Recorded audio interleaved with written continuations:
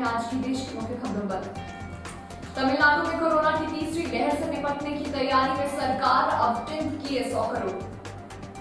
गलत नक्शा मामले में ट्विटर के खिलाफ हुई जांच, निरुपम मिश्रा ने दिए कार्रवाई के निर्देश। राष्ट्रपति ने लखनऊ में किया अंबेडकर स्मारक का शिलान्यास, सीएम योगी ने जताया आभार। पिछले 24 घंटे में कोरोना के 45,641 मामले, 816 लोगों की मौत। तो ये देश की मुख्य खबरें, आगे बढ़ते हैं हिमाचल प्रदेश की मुख्य खबरों पर। मनाली लेह मार्ग पर बनेंगे 9 डबल लेन पुल, सीमा तक आसानी से पहुंचेगी सेना। हिमाचल में कोरोना संक्रमित की मौत, 139 नए पॉजिटिव मामले। एसेंशियल आइटम्स का दाम बढ़ाने पर चंबा में कांग्रेस ने किया जन आक्रोश प्रदर्शन। यदि हिमाचल प्रदेश की मुख्य खबरें, आगे बढ़ते हैं उत्तराखंड की मुख्य खबरों पर। पहली बार मसूरी में खोजा दुर्लभ प्रजाति का ब्लैक पैलेट पुलिस ने। पिछले 24 घंटों में कोरोना के 194 मामले, 3 लोगों की मौत। जोशीमठ में टूटा हाथी पहाड़, सड़कों पर चट्टानों के गिरने से बद्रीनाथ नेशनल हाईवे पूरी तरीके से बंद। तो ये थी उत्तराखंड की मुख्य खबरें, आगे बढ़ते हैं जम्मू कश्मीर की मुख्य खबरों पर। धर्म परिवर्तन मामले में एक सिख युवती ने खटखटाया सुरक्षा के लिए उच्च न्यायालय का दरवाजा। लश्कर का top commander Nadeem Abrar arrest होने के बाद मुठभेड़ में ढेर। कश्मीर के एसपीओ के कत्ल मामले में एसपीओ की बेटी ने भी दम तोड़ा। आतंकवादियों ने एसपीओ के 10 महीने के बच्चे को भी जमीन पर पटका। तो यह थी जम्मू कश्मीर की मुख्य खबरें, आगे बढ़ते हैं विदेश की मुख्य खबरों पर। दक्षिण अफ्रीका के पूर्व राष्ट्रपति जैकब मुजा कोर्ट की अवमानना के दोषी करार, 15 महीने की जेल। पाकिस्तान के लाहौर में आतंकी हमला, बरकत मार्केट में कई धमाके। भारत ने तालिबान से की बात तो बौखलाया पाकिस्तान।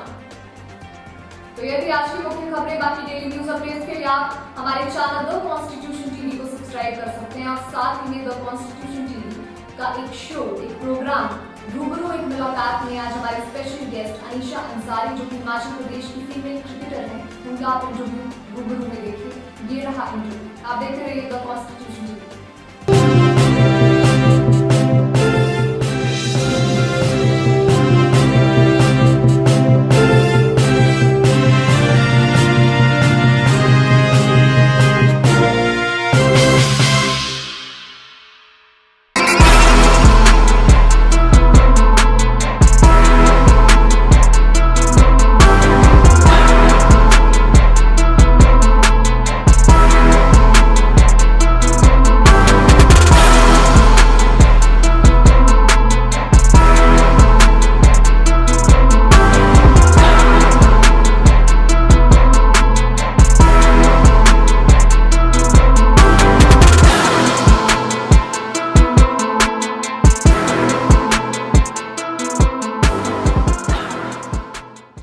नमस्कार दोस्तों, मेरा नाम है अनिका और स्वागत है आपका रूबरू एक मुलाकात द कॉन्स्टिट्यूशन टीवी में। दोस्तों, हम अक्सर कहते हैं कि जब है नारी में शक्ति सारी तो फिर क्यों नारी को कहें बेचारी।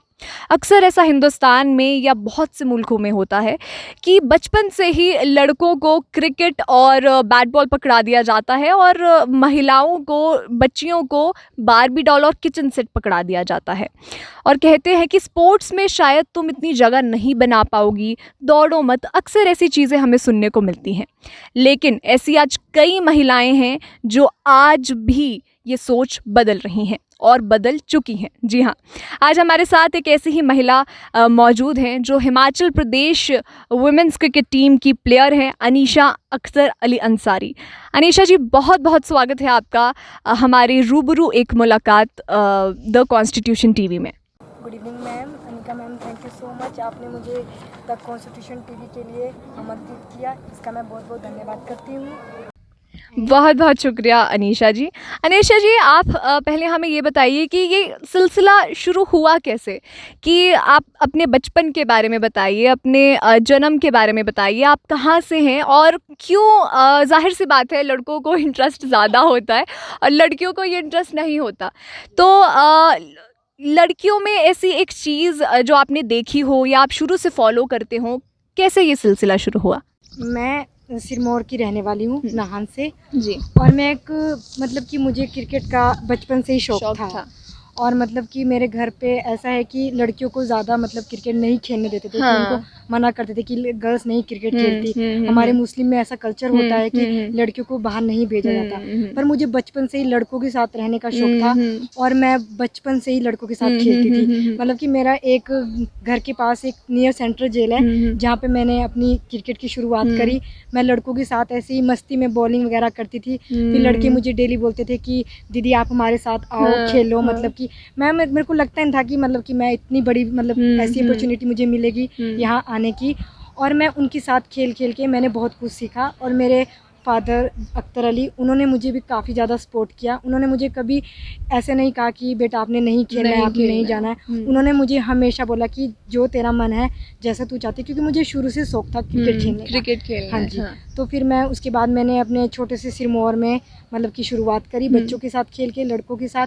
और मैं कभी कहीं पर भी जाती रहती, छोटे मोटे गेम्स होती थी, मैं सुबह मॉर्निंग में इवनिंग में मतलब खेलने जाती रहती थी। तो मतलब इस तरीके से आपका क्रिकेट का सिलसिला शुरू हुआ।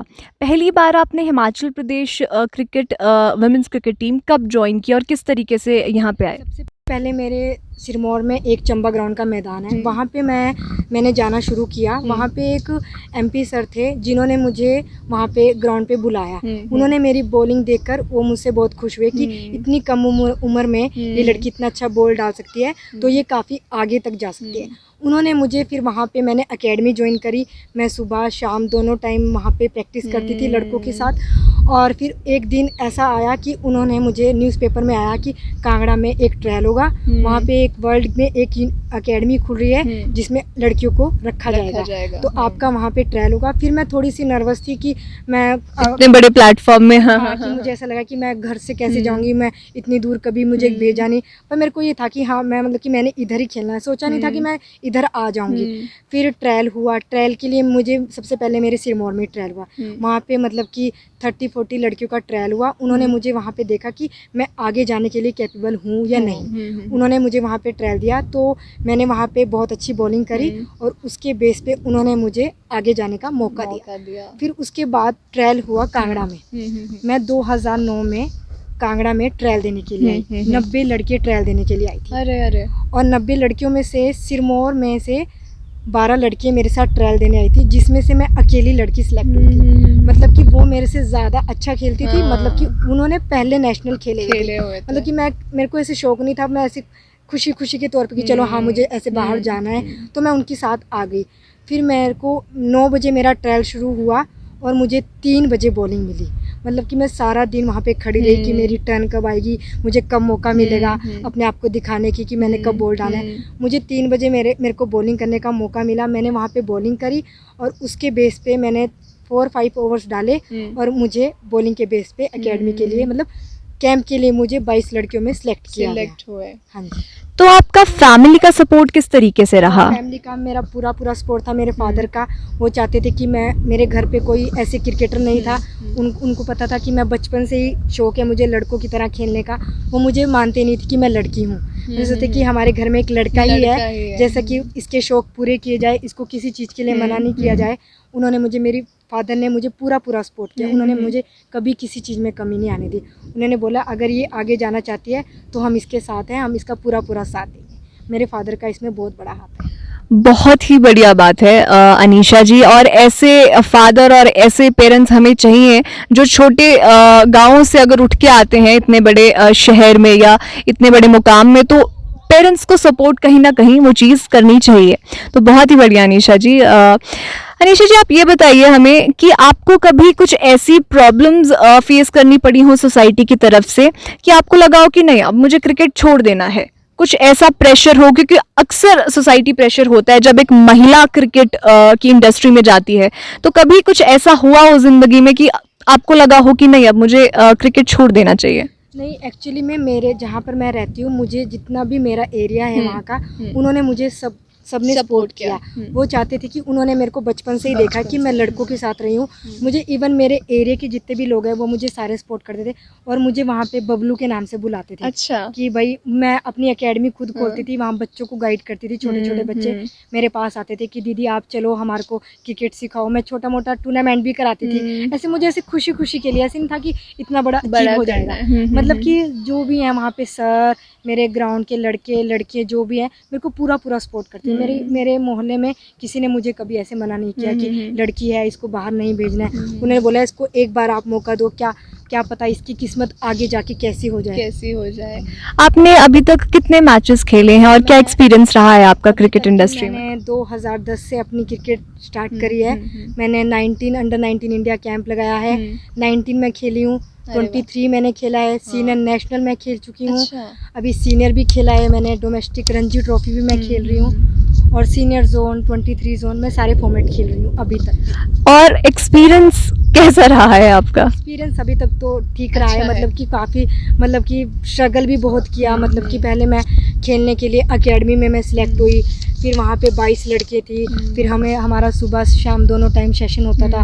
मॉर्निंग में फिटनेस होती थी, शाम को स्किल होता था, फिर स्कूल जाना। स्कूलिंग भी मैंने कांगड़ा में करी है। 8th में मैं आई थी और उसके बाद मैंने 10th +1 मैंने कांगड़ा में करी।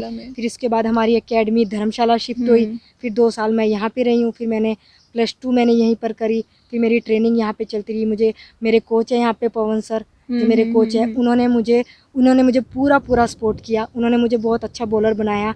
उन्होंने मेरे ऊपर बहुत मेहनत करी। पवन सर ने, वो मेरे कोच हैं यहाँ के, वो इधर ही रहते हैं। मतलब कि उन्होंने मुझे सिखाया कि कैसे बॉल स्विंग होती है, आउट स्विंग कैसे होती है, इन स्विंग कैसे होती है। मतलब कि उन्होंने मुझे हर चीज़ बताई, फील्ड में कैसे कब बॉल डालना है, कैसे सिचुएशन में घबराना नहीं है। कोई भी बैट्समैन आगे हो, अपना फ्रीली होके बॉल डालो, क्योंकि ऐसा लगता है कई बार हम नर्वस हो जाते हैं कि भाई हमारे सामने कोई बड़ा प्लेयर है तो हम थोड़ा डर जाते हैं। कभी कभी ऐसी सिचुएशन भी आई कि मुझे डर लगता था शुरू में कि नहीं यार अभी नहीं होगा मुझसे, फिर भी मैं कोशिश करती रही। मतलब कि वो मुझे थोड़ा अजीब होता रहा। मतलब एक अच्छे मेंटोर के तौर पे आप कर रहे हैं। अनीशा जी, अगले 10 सालों में आप अपने आप को कहाँ देखती हैं और आपके फ्यूचर गोल्स क्या हैं? क्योंकि बहुत सी लड़कियां आपसे इंस्पायर होती हैं, तो उनको आप क्या कहना चाहती हैं और अपने 10 सालों में आप अपने आप को कहाँ देखती हैं? मैं तो यही चाहती हूँ कि सब लोगों को ऐसा लगता है कि लड़की क्रिकेट नहीं खेलती। लड़कियों को क्रिकेट खेलनी चाहिए, क्योंकि अब लड़कियों की क्रिकेट कितनी बढ़ चुकी है। आजकल हमारे ओवरऑल इंडिया में देख लो कि ये अंडर 17 की लड़कियां इंडिया खेल रही हैं। उनको पूरा सपोर्ट मिलता है फादर की तरफ, अपने पेरेंट्स की तरफ से उन्हें पूरा सपोर्ट मिलता है कि आप आगे खेलने के लिए जाओ। अगर कोई टूर्नामेंट वगैरह हो, वहाँ पे अगर वो परफॉर्म करते हैं तो उन्हें आगे का लेवल मिलता है। धीरे धीरे करके उनको सारी चीज़ें मिलती हैं, इस करके वो इंडिया लेवल खेलते हैं। अगर एक बार इंडिया खेल जाए तो उनको ये लगता है कि हाँ हम इस बड़ी स्टेज पे आ चुके हैं, हमारा अचीव हो चुका है। वो धीरे धीरे अपने आप को उस इम्प्रूव करते रहते हैं। और अगले 10 सालों में आपके फ्यूचर गोल्स क्या हैं? आप क्या करना चाहते हैं आगे? अभी तो मैं 10 साल, मेरे को 12 साल यहाँ पे हो गए हैं। अभी मैंने अपना क्रिकेट में पूरा टाइम दिया है।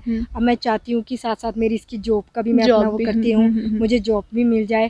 और अभी ट्राई तो मेरा जॉब का ही है। बिल्कुल मिलेगी अनीशा जी। आखिर में मैं आपसे पूछना चाहती हूँ कि आप खाली वक्त में किस तरीके से अपना समय बिताती हैं या आपकी क्या हॉबीज़ हैं? खाली वक्त में मैं मतलब कभी गाने सुनना, मतलब कि कुछ भी फ़ोन चलाना, मतलब एक्टिविटी, हंसना, खाना पीना। मतलब कि मैं यहाँ पे रूम लेके रहती हूँ अपने खर्चे पे। मेरा यहीं पे रूम है, 2500 का मैंने रूम लिया है। अकेली रहती हूँ मैं, और खाना बनाना, खाना खुद, फिर प्रैक्टिस पे आना। मतलब कि 2016 में मेरी जब 19 ख़त्म हुई थी तो मैं यहाँ से पंजाब चली गई थी ग्रेजुएशन करने के लिए। फिर मैंने वहाँ पे स्ट्रगल किया, फिर मैंने वहाँ पे बीए करी। बीए मेरी वहाँ पे कंप्लीट हुई। फिर वहाँ पे प्रैक्टिस के लिए इतना कुछ नहीं था कि मुझे वापस यहाँ पे आना पड़ा, क्योंकि यहाँ पे एक बार 19 ख़त्म हो जाती है, फिर एकेडमी से हमें मतलब कि बाहर कर दिया जाता है कि आप अपने मतलब कि 19 तक की एकेडमी है, उसके बाद अपने खर्चे पे रहो। तो फिर मैं 19 के बाद मैंने ग्रेजुएशन अमृतसर में करी। फिर मैं वापस यहाँ पे आके मैंने दोबारा से ज्वाइन किया। फिर मैं अब दोबारा से रेगुलर प्रैक्टिस कर रही हूँ। अभी मेरे को 3 साल हो गए हैं वापस आए हुए इधर, दोबारा से मैंने ज्वाइन किया। बहुत ही बढ़िया अनीशा जी, आप बहुत लड़कियों को इंस्पायर करती हैं और प्रेरित करती हैं। एक ऐसा संदेश जो आप सरकार को देना चाहती हो, या युवा पीढ़ी को देना चाहती हो, या पुरानी पीढ़ी को देना चाहती हो, कोई भी ऐसा संदेश जो आप देखना चाहती हो कि दुनिया में चेंज हो, तो वो आप हमारे दर्शकों तक पहुंचा सकती हैं। मैं यही दर्शकों को यही पहुंचाना चाहूँगी कि घर में जिनकी भी लड़कियां हैं, अगर वो क्रिकेट खेलना चाहती हैं तो उन्हें मना ना किया जाए, उन्हें हमेशा गाइड किया जाए कि आप इस लाइन में आपका फ्यूचर है। क्योंकि हमारे यहाँ पे गेम से काफ़ी लड़के इंडिया खेल चुकी हैं। हमारी सुषमा दी विकेट कीपर है, वो जो इंडिया टीम के, अभी हरलीन हमारी इंडिया खेल रही है, और आने वाले टाइम में हमारी रेणुका है, तनुजा है, वो अभी आप हैं। हाँ जी, अभी उन्होंने भी काफ़ी स्ट्रगल किया है, वो भी अभी आने वाले समय में इंडिया बहुत जल्दी खेलेंगी। कोशिश है कि सभी लोग अपनी लड़कियों को एकेडमी में डालें, उन्हें सिखाएं, और काफ़ी ज़्यादा अच्छा में वो लगेगा उनको यहाँ पर आके। बहुत बहुत शुक्रिया अनीशा जी हमारे साथ रूबरू एक मुलाकात में जुड़ने के लिए। तो दोस्तों ये अनीशा जी थी जिनका बस एक ही चीज़ पे एक राय है, और इनका कहना है कि लड़कियों को कभी रोकना नहीं चाहिए कुछ भी करने से, अगर वो क्रिकेट खेलना चाहती हैं। क्योंकि अक्सर हमारी हिंदुस्तान में या किसी भी मुल्क में ये चीज़ होती है कि बचपन से ही अलग सी मेंटालिटी बना दी जाती है। लेकिन अनीशा जी का ये कहना है कि बचपन से अगर लड़की बिल्कुल लड़कों जैसा रह रही है, या क्रिकेट में उसकी दिलचस्पी है, किसी भी स्पोर्ट्स में दिलचस्पी है, तो उन्हें सपोर्ट कीजिए। और इतनी मेहनती हैं आप अनीशा जी।